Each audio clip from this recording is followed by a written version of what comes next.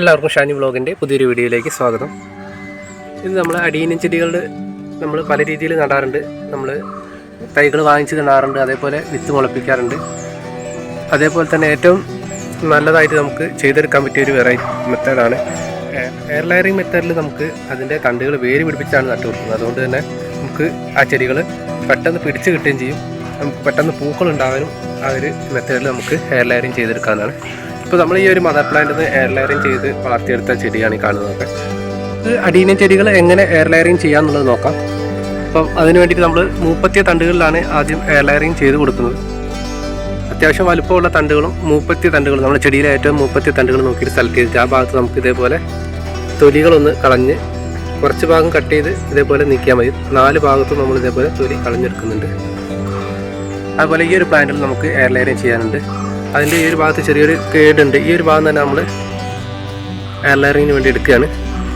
ഇവിടെ നമുക്ക് തൊലി കട്ട് ചെയ്തിട്ട് ചെയ്ത് കൊടുക്കാം. ഈ ഒരു രീതിയിൽ നമ്മൾ തണ്ട് തോലി കളഞ്ഞിട്ടുണ്ട്. ചുറ്റുഭാഗം ഇതേപോലെ നമ്മൾ തൊലി കളഞ്ഞതിന് ശേഷം ഇതിലാണ് നമ്മൾ കോക്കോപ്പീറ്റ് വെച്ച് കെട്ടി കൊടുക്കുന്നത്. അതേപോലെ 2 പ്ലാന്റിൽ നമ്മൾ തൊലി കളഞ്ഞ് വെച്ചിരിക്കുകയാണ്. ഇതേപോലെ നമ്മൾ കെട്ടി വെച്ച് കൊടുത്തിട്ടുണ്ട്. അത്യാവശ്യം നല്ല ടൈറ്റാണ്. ഇതേപോലെ നമ്മൾ കെട്ടി വെച്ച് കൊടുത്തിട്ടുണ്ട്. നമ്മൾ ചകിരിച്ചണ്ടിയിൽ കുറച്ച് നനച്ചിട്ടാണ് കെട്ടി വെച്ച് കൊടുത്തിട്ടുള്ളത്. ഇത് ഏകദേശം 2-3 മാസം കൊണ്ട് നമുക്ക് ഇതിൽ വേര് പിടിച്ച് കിട്ടും. അതിനുശേഷം നമുക്ക് അടിവശത്ത് കട്ട് ചെയ്തിട്ട് മാറ്റി നട്ട് കൊടുക്കാം. ഇപ്പോൾ 2 ചെടികളിലും നമ്മൾ എയർ ലെയറിങ് ചെയ്തിട്ടുണ്ട്.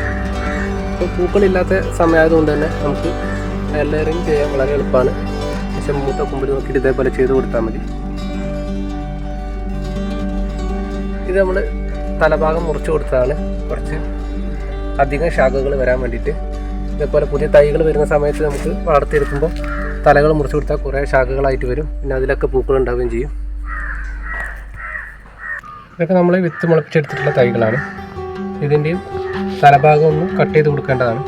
കൊടുത്തിട്ടുണ്ടെങ്കിൽ വീണ്ടും അതിൽ നിന്ന് 2-3 തൈ ശാഖകൾ വന്ന് ഒന്നുകൂടി ചെടി ബുഷിയായിട്ട് ഹെൽത്തി ആയിട്ട് വളരാൻ തുടങ്ങുകയും ചെയ്യും. ഇത്ര മാത്രം. വീഡിയോ നമുക്ക് പരപ്പതാണെന്ന് വിശ്വസിക്കുന്നു. വീഡിയോ ലൈക്ക് ചെയ്യാൻ മറക്കരുത്. മറ്റൊരു വീഡിയോയിൽ കാണുന്നവരെ എല്ലാവർക്കും ബൈ ബൈ.